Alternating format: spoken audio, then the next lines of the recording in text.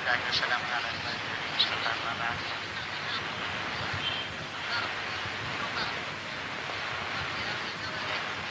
ہمارے بابا صاحب نے ختم نبوت کا مسئلہ ذکر کیا ہے۔ رمضان مبارک کا پہلا جمعہ ہوتا ہے نا ان کا، آپ کو یاد ہوگا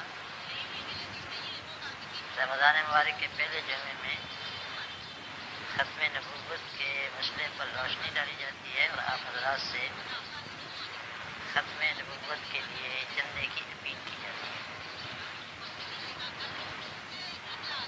اس دفعہ ہمارا جانا نہیں ہو سکا ابھی تک، ابھی جمعے کے بعد انشاءاللہ جانا ہو، ورنہ واپسی کے بعد پھر اپنی اپیل ہوتی ہے چندے کے لیے ختم نبوت کی، وہ تو چلتی رہے گی، سارا عید میں چلتی رہے گی انشاءاللہ۔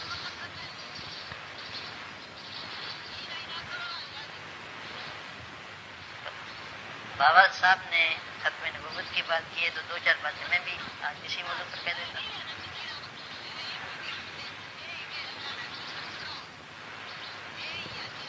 ایک یہ کہ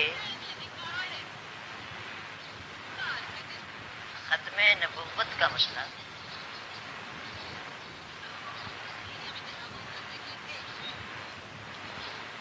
کبھی امت کے درمیان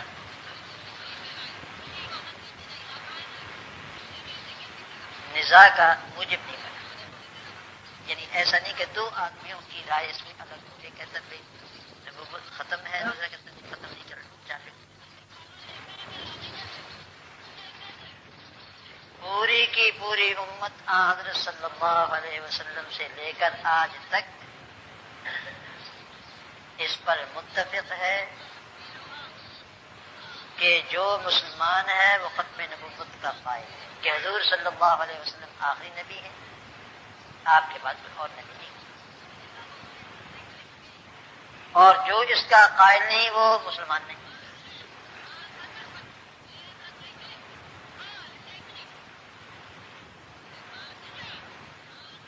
ختم نبوت کے عقلی وجوب بھی ہیں، یعنی عقل تقاضا کرتی ہے کہ حضور صلی اللہ علیہ وسلم کے بعد کسی اور نبی کو نبی نہ بنایا جائے، کسی اور شخصیت کو نبی نہ بنایا جائے، اس کے سر پر نبوت کا تاج نہ رکھا جائے۔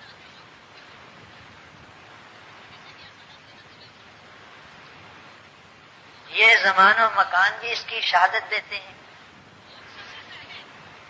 کہ حضرت صلی اللہ علیہ وسلم تمام زمانوں کے اور تمام مکانوں کے نبی ہیں۔ جس طرح کہ ایک جوتے میں دو پاؤں نہیں آ سکتے اور ایک قالب میں دو چیزوں کی بھرتی نہیں کی جا سکتی، اسی طرح تمام زمان و مکان حضرت صلی اللہ علیہ وسلم کی نبوت سے بھرے ہوئے ہیں، کسی اور کی گنجائش ہی نہیں۔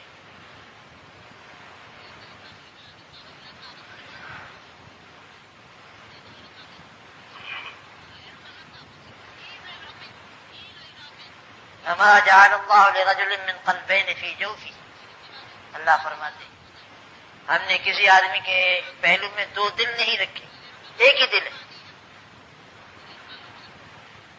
حضرت صلی اللہ علیہ وسلم کے بعد آنے والی تمام نسل انسانی نبی کریم صلی اللہ علیہ وسلم کی امتی ہے، ممکن ہی نہیں کہ کسی دوسرے نبی کی امت بن جائے، ممکن نہیں۔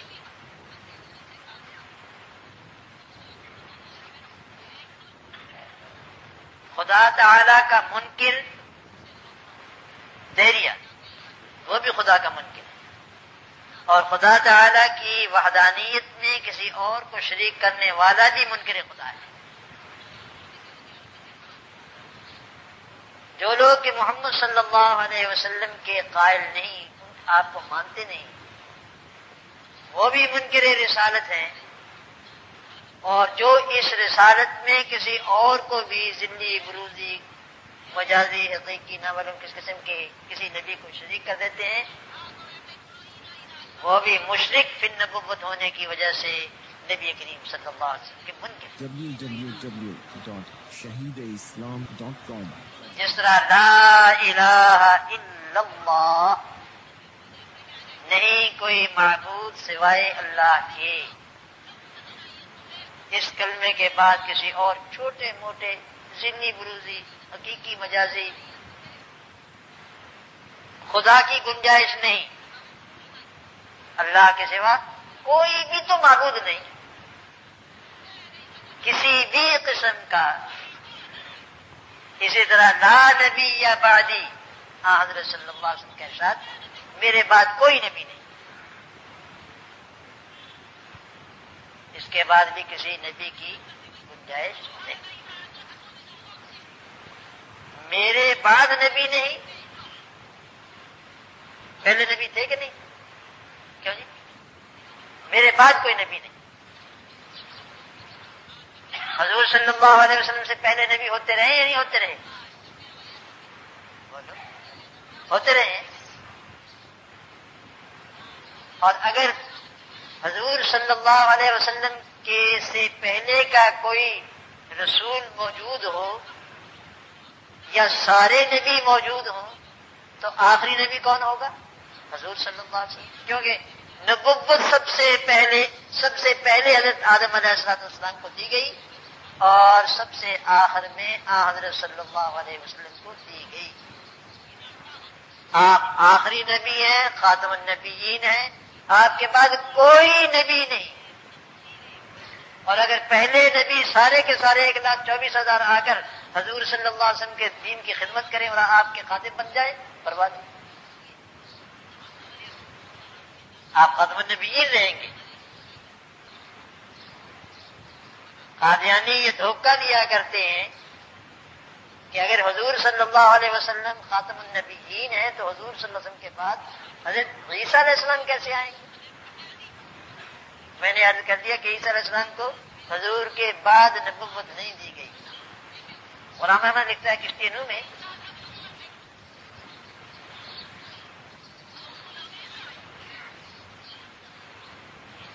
کہ 2 سال تک میں مریمی صفت میں نشو و نما پاتا رہا،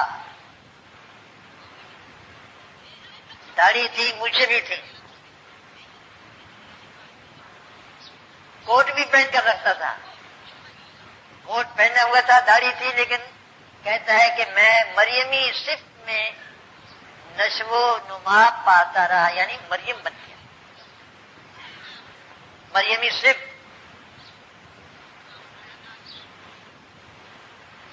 تو ذرا کسی قادیانی سے پوچھو کہ وہ مریمی صفت کیا ہوتی ہے؟ پھر اس کے بعد استعارہ کے رنگ میں مجھ میں عیسیٰ کی روح نفخ کی گئی، استعارے کے رنگ میں، استعارے کی پچکاری سے انجیکشن لگایا گیا عیسیٰ کی روح کا۔ پھر استعارے کے رنگ میں میرے اندر، مریم تو پہلے بن گئی تھی نا، 2 سال تک بنی رہی، پھر میرے اندر استعارے کے رنگ میں عیسیٰ کی روح نفخ کی گئی اور اس طرح مجھے حاملہ ٹھہرایا گیا۔ پھر ایک مدت حمل کے بعد جو 10 مہینے سے کم نہیں، ہمارے ریاض الحسن گیلانی ہے لاہور میں وکیل، وہ کہتے ہیں کہ 10 مہینے میں کتنی جنا کرتی ہے۔ پھر ایک مدت حمل کے بعد جو 10 مہینے سے کم نہیں،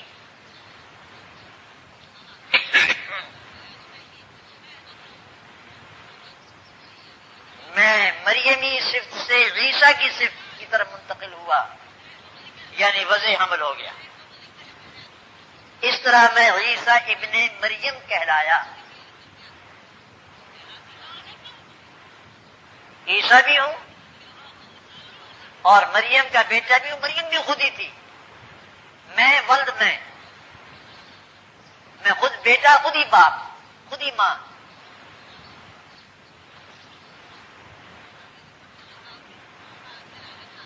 اور جب عیسیٰ بن گیا تو پھر نبوت بھی مل گئی، میں یہ کہنا چاہتا ہوں کہ غلام احمد کا دعویٰ یہ ہے کہ مجھے نبوت دی گئی،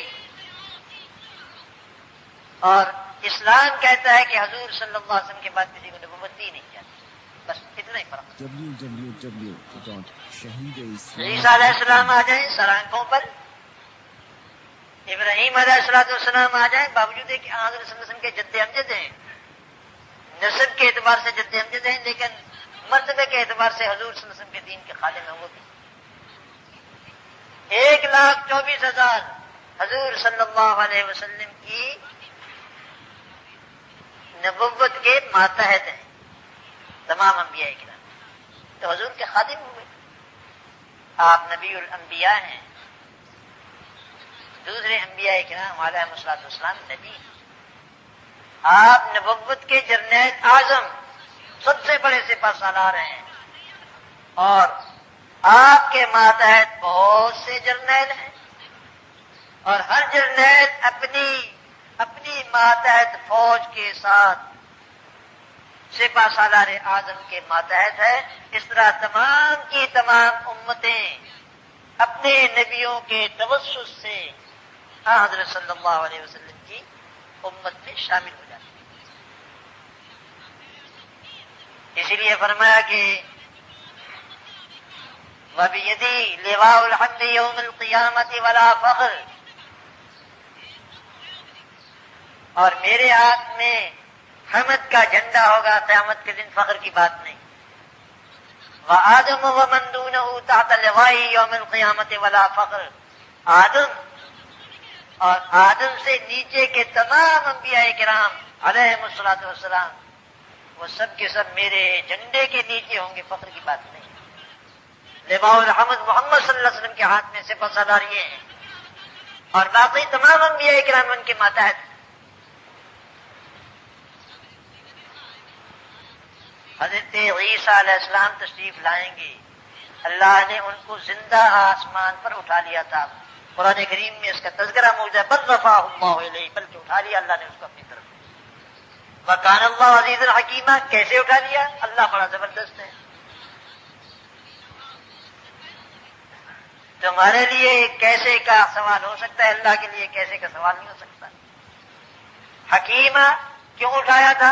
اللہ تعالیٰ حکمت والے ہیں، وہ اپنی حکمت کو خود جانتے ہیں. کیوں کا سوال تمہارے میرے لیے ہو سکتا ہے، اس کے لیے نہیں ہو سکتا.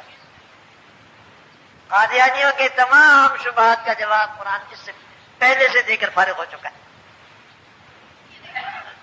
وَإِن مِّنْ أَهْلِ الْكِتَابِ إِلَّا لَيُؤْمِنَنَّ بِهِ قَبْلَ مَوْتِهِ، اور نہیں ہے اہل کتاب میں سے کوئی مگر ضرور ایمان لائے گا اس پر اس کی موت سے پہلے.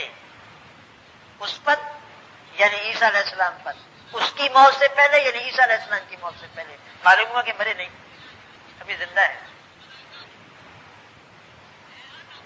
جب قرآن نازل ہو رہا تھا تو قرآن کہہ رہا قبل موت ہی، اس کی موت سے پہلے ایمان لائیں گے، یہ کام ہوگا. معلوم ہوا مرا نہیں. جب آپ کہہ رہے ہیں کہ مرنے سے پہلے یہ کام تو کرنا ہے انشاءاللہ، ٹھیک ہے بھائی، تو کیا مطلب ہے کہ مر گئے آپ، بعد میں کریں گے؟ اللہ فرماتے ہیں کہ عیسیٰ کی موت سے پہلے تمام اہل کتاب ان پر ایمان لائیں گے. اور یہ بسند صحیح حضرت عبداللہ بن عباس اور دوسرے اکابر سے منقول ہے کہ اس کا مطلب یہ ہے کہ عیسیٰ علیہ السلام جب نازل ہوں گے قرب قیامت میں دجال کو قتل کرنے کے لیے، تو تمام کے تمام اہل کتاب مسلمان ہو جائیں گے. حارث صاحب تشریف لائے ہیں، بلا لو آگے جو ہم پڑھائیں گے.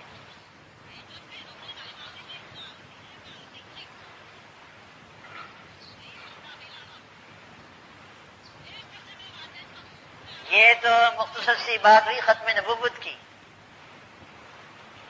اور ختم نبوت کی نفی کا نام قادیانیت ہے. اور قادیانی کہتے ہیں کہ ہم مسلمان ہیں.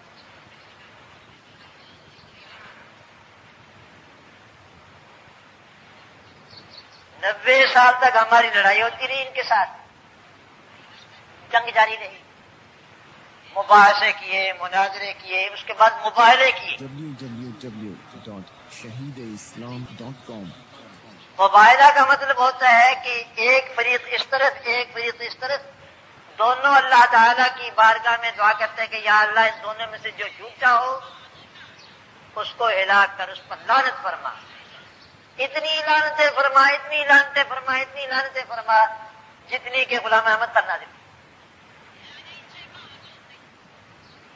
یہ مطلب ہوتا ہے مباہلے کا۔ سورہ آل عمران میں نصارہ کے وفد کا تذکرہ ہے، رسول اللہ صلی اللہ علیہ وسلم سے انہوں نے مذہبی گفتگو کی تھی۔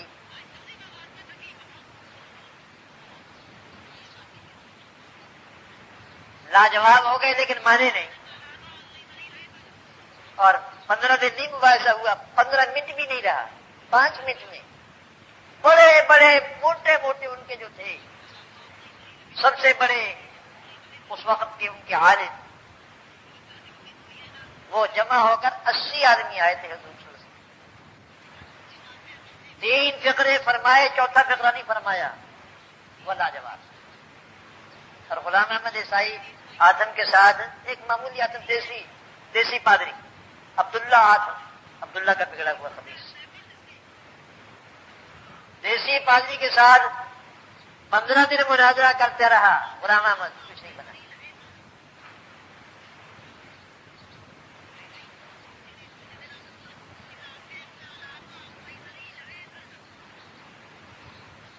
عیسائی لاجواب ہو گئے لیکن مان کے نہیں دیے۔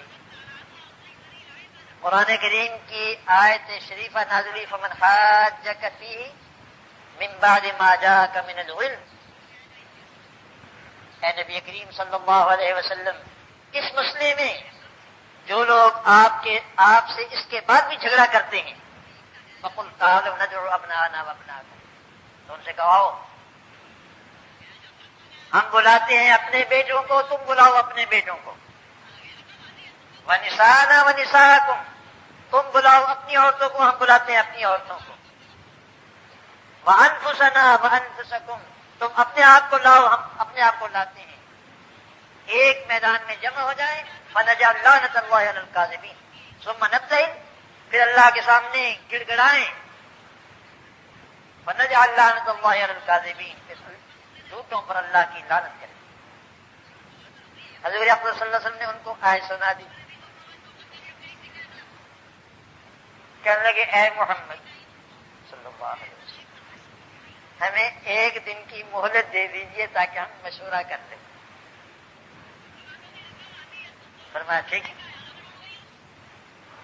اگلے دن وہ آئے حضور صلی اللہ علیہ وسلم کی خدمت میں، ان کے ٹھہرنے کا انتظام حضور صلی اللہ علیہ وسلم نے فرمایا ہوا تھا۔ آپ کے مہمان آئے اور آگے کہنے لگے کہ حضور ہماری رائے یہ ہے کہ آپ سے مباہلہ نہ کریں بلکہ آپ کے ساتھ صلح کر لیں اور آپ کو جزیہ دیا کرے، ٹیکس دیا کرے زمینوں والا۔ مزہ آیا نا کھیتی کرنے کا، اس کو نبوت کہتے ہیں۔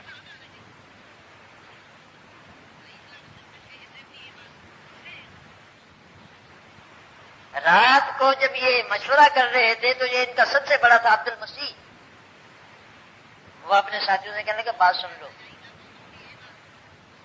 جو مشورہ تم کرو گے اس پر عمل کریں گے لیکن بات سن لو، اتنا تم بھی جانتے ہو کہ یہ نبی برحق ہے۔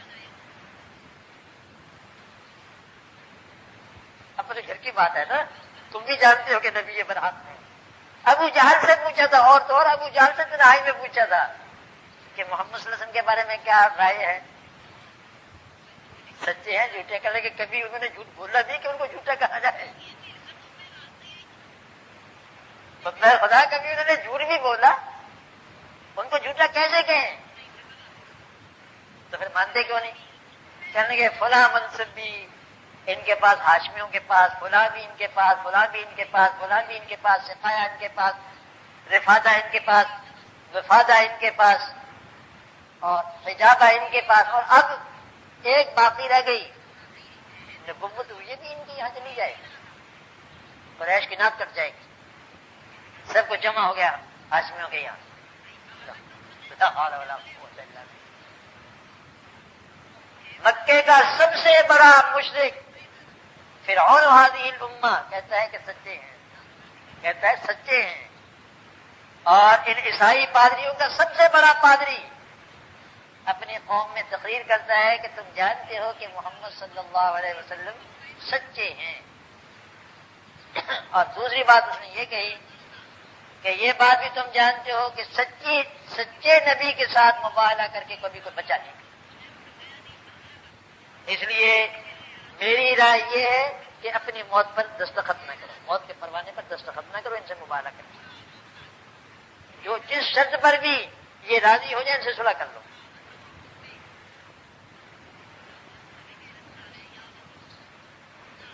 اگلے دن آیا صلح کر لی، حضور نے فرمایا ٹھیک ہے، کوئی اصرار نہیں تھا، نبوت تھی، لیکن ایک بات فرمائی کہ اگر یہ لوگ مباہلے کے میدان میں ہاتھ اٹھا لیتے نبی کے مقابلے میں تو اللہ کی قسم ان کے درختوں پر ایک چڑیا بھی باقی نہ رہتی۔ اس کو صداقت کہتے ہیں۔ غلام احمد قادیانی کے ساتھ مسلمانوں کے مباہلے بھی ہوئے اور ان میں بھی غلام احمد جھوٹا نکلا، ایک بار نہیں، ایک بار، دو بار، تین بار، چار بار، 5 بار، 6 بار، 7ویں بار میرے پاس حوالے موجود ہیں۔ آئیں بائیں شائیں کرتے ہیں آج تک کہ جی یہ ہو گیا تھا، وہ اس میں یوں ہو گیا تھا، تعویلیں کرتے ہیں۔ نبی کے ساتھ مباہلہ کرنے والا کبھی بچا ہے؟ ممکن ہی نہیں، نہیں مان کے لیے۔ پھر بات چلی گئی عدالت میں، عدالت بھی کون سی؟ ایک جج ہوتا ہے چھوٹا، ایک بڑا، ایک اس سے بڑی عدالت عالیہ ہوتی ہے، اس کے بعد عدالت عظمیٰ ہوتی ہے، اس میں بینچ بیٹھتے ہیں، اور یہاں کی پوری قومی اسمبلی کو عدالت بنا دیا گیا۔ سپریم کورٹ بھی نہیں، اس سے بھی اوپر کی عدالت، پوری کی پوری قومی اسمبلی مسٹر بھٹو نے اس کو عدالت کی حیثیت دے دی، اور وہ باقاعدہ مقدمے کی سماعت کرتے ہیں۔ shahideislam.com اس ویب سائٹ پر آپ سن سکتے ہیں شہید اسلام مولانا محمد یوسف لدھیانوی رحمہ اللہ کی آواز میں درس قرآن، درس حدیث اور اصلاحی مواعظ۔ خالق و کلی شیء، ہر چیز کے پیدا کرنے والا، ہر چیز اس کی مخلوق اور وہ سب کا خالق۔ جبکہ شہید اسلام کی تصانیف آن لائن پڑھ بھی سکتے ہیں۔ اس کے علاوہ اس ویب سائٹ پر آپ سن سکتے ہیں ممتاز علماء کرام کے اصلاحی بیانات۔ اسی لیے اللہ پاک جل شانہ نے قرآن کریم میں اعلان کر دیا، فرمایا قل اطیعوا اللہ والرسول۔ www.shahideislam.com